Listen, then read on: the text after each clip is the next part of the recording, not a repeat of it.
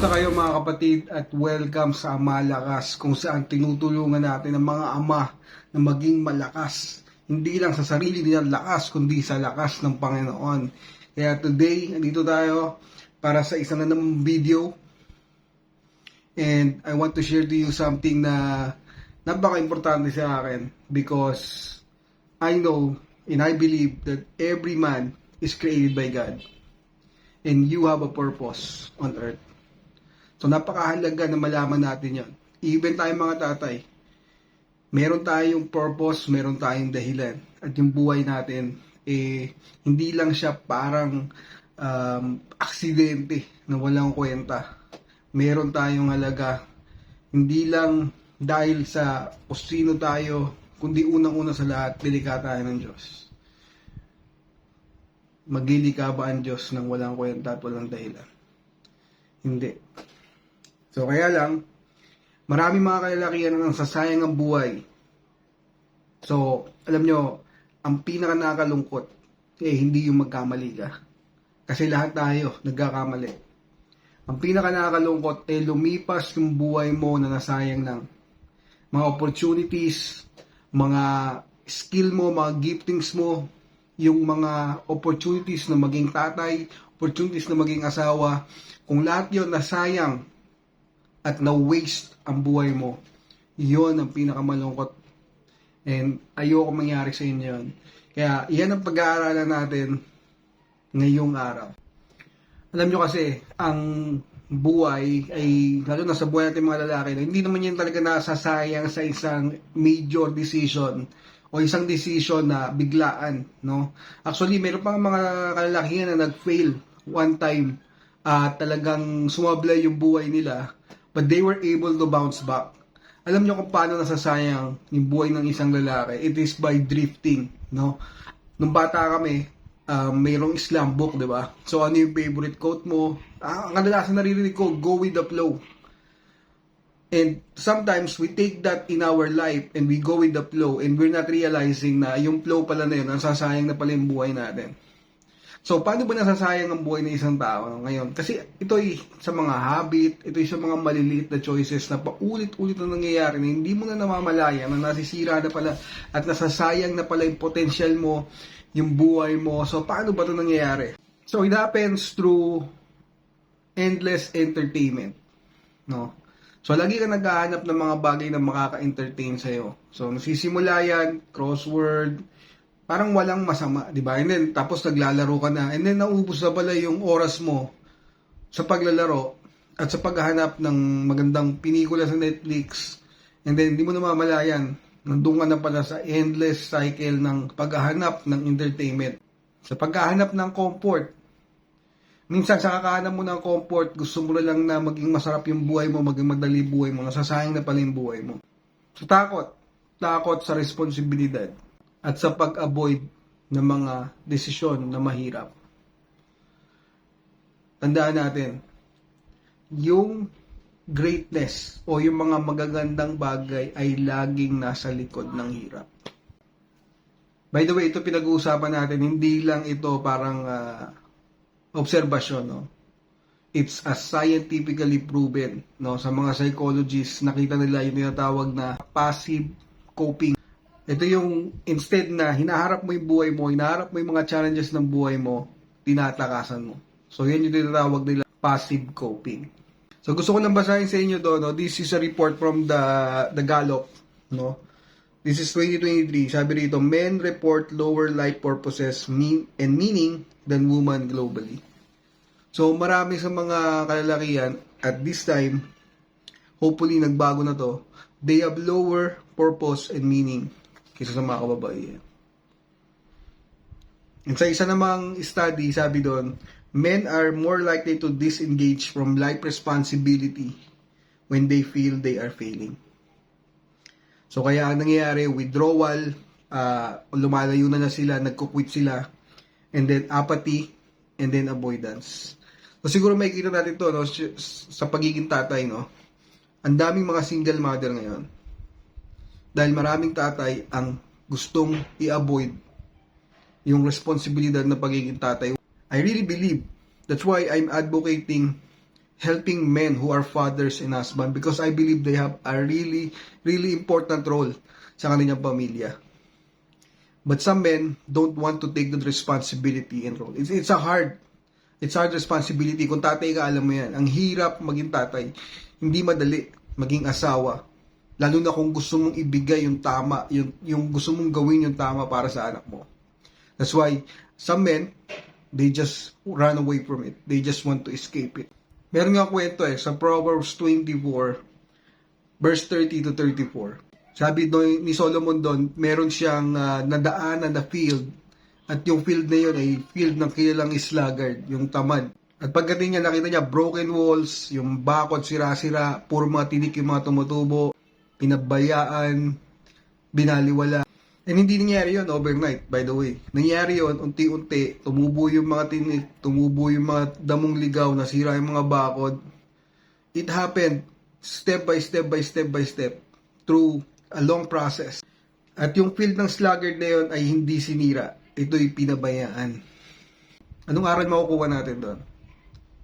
Hindi mo kailangan sirain ang isang field para masira to. Kailangan mo lang pabayaan.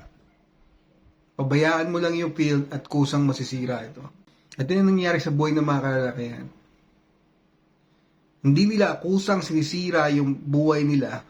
Hindi lang nila inaalagaan. They ignore it, pinapabayaan nila, and slowly, mga habits na perform, and then yun. At the end, ang pinaka nakalungkot ay parang nasayang yung purpose, nasayang yung gifts, nasayang yung talento na meron sila because they ignored their life. Gusto nila mag-autopilot. Autopilot, that means kung saan nila sila dali ng hangin, saan nila sila iniisip nila na kusa silang makakarating, kaya nagiging passive sila. Ang mga passive na lalaki, they stop initiating, they stop leading, they stop dreaming, and they stop building. Marami tayong masasabi kay Manny Pacquiao, di ba? Na kaysa ganito, kaysa ganyan siya. But one thing I learned about sa kanya, sa buhay niya, is he never stopped building. He never stopped building himself, and even at his age, nag-training pa rin siya, and ngayon may laban siya. Lumalaban pa rin siya at his age. Because he never stops dreaming, he never stops initiating, he never stops building. So, pang-champion lang ba yun? Ay mga champion, I believe lahat yan para sa ating mga kalalaki. Yan lalo na sa ating mga tatay. Ang naranasan natin, masyado tayong maraming iniisip, masyado tayong maraming problema. Marami tayong iniintindi. So kaya ang iniisip natin, papatayin ko lang tong apoy na to, at pag napatayin natin yung apoy na to, okay na ako. No. As men, you must not waste your life and think na ikaw ay parang taga-solve lang ng problema, tagalagay lang ng pagkain sa lamesa, taga-kita lang ng pera. It's not like that. You have a purpose. Kung ang purpose mo is i-disciple ang mga anak mo, turuan ang mga anak mo, i-lead ang asawa mo. And no matter what happens, kahit may problema kang inayos, kahit nakapagdala ka, if that is what is your purpose, gagawin mo. Kapatid, kung ang potential mo ay unti-unting umamatay dahil napabayaan, isang nakakalungkot na pangyayari yun. Lately, nag-aaral kami sa church namin ng Book of James. And sabi sa James na yung buhay daw natin ay parang vapor lang. And nare-realize mo yan. Ako, nakikita ko yan sa buhay ko. Ang bilis ng panahon. Magugulat ka na lang na matanda ka na, ugod-ugod ka na. Ang dami mo nang nararamdaman na sakit-sakit. I hope pag nangyari yon, pag na-realize mo, oh, matanda na ako, I hope na you will be able to look back in your life at masasabi mo na ginawa ko yung potential ko. Ginawa ko yung purpose ko. Hindi na sayang ang buhay ko. Kapatid, you don't have an unlimited time. So, do what God has called you to do. Be the man that God has called you to be. Because, hindi unlimited ang oras mo. Sabi sa Ephesians 5, verse 15 to 16, be very careful how you live. not as unwise, but as wise, making the most of every opportunity. So ano ibig sabihin nito? Don't waste your time. Don't be unwise. Don't waste your opportunity. Take every chance you have to do the best and be the best that you can be. Alam niyo sa Bible, the scripture calls us to watch, to stand firm, to act like men and be strong. Never did the Bible tell us to go with the flow, to drift, to float around sa buhay natin. Tignan mo yung sarili mo sa salamin. And gusto kong tanungin mo yung sarili mo, hindi para hiyain ka, hindi para ibaba ka. Tanungin mo yung sarili mo, if 10 years from now, wala kang babaguhin sa takbo ng buhay mo. If you will still keep those bad habits, if you will not have a purpose, if you will not have a plan, wala kang goal, ano mangyayari sa buhay mo? Will your children respect the man that you have become? Will your wife feel that you have led her? And will you stand before God knowing you use your life well? Alangin mo sa sarili mo yan. Hindi para ibaba ka, hindi para hiyain ka. Ask yourself so that it can wake you up. That you do not waste your life. Are you living life? Or are you drifting in your life? Take a notebook, write down ano yung mga sumasayang sa oras mo. Write 3 things kung ano yung mga sumasayang sa oras mo. And also write 3 things that God is calling you to do or to be. Remember, you have today. You have today. And you can change the direction of your life today. I do believe that God can call people, even those who are dead to sin, to come alive. And I hope that you hear what the Bible says about how we live our lives.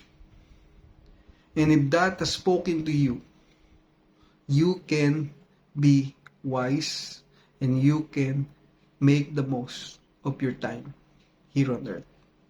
Your time with your children and your time with your wife. Blessings to you and to your family. See you again sa mga susunod na video. God bless you.